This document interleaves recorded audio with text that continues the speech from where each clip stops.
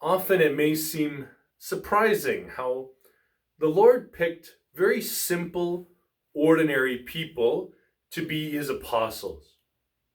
If we look through the Gospels, we see that the apostles weren't people who had a great deal of education. They weren't people who were influential in positions of power or in high positions of society. They were ordinary people, many of them fishermen, that seemingly our Lord picked what we might assume to be a strange qualification for being an apostle. You might think, well, why wouldn't the Lord want the best of the best to be his apostles? Surely the Lord would want the finest people to be his messengers in the world. And yet today we see their ordinariness, their simpleness, be to their advantage. We see how the apostles, as they've healed this man, as they've healed this crippled man, as they've been preaching and teaching in the synagogues, they've gathered to themselves a large group of people. And the people who are threatened by them, the leaders of the synagogues, even the civic officials, they're concerned by what they see. And yet one of the factors that amazes them is that the apostles are simple, ordinary, uneducated men. That the apostles are proclaiming Jesus without any kind of power or wealth behind them.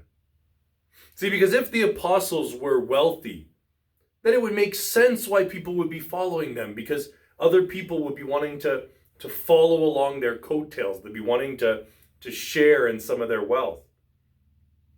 If the apostles were extremely influential in positions of government or the military, then it would make sense that they would have people listening to them, because people would want to perhaps share in their authority.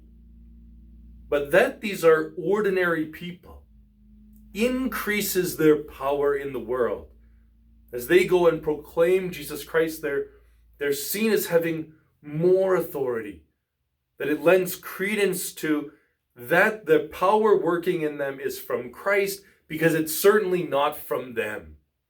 Right? The power that Peter uses is certainly not Peter's own power, because he doesn't have any power. He himself is powerless, and so it's a greater sign of the power of Christ that works through him.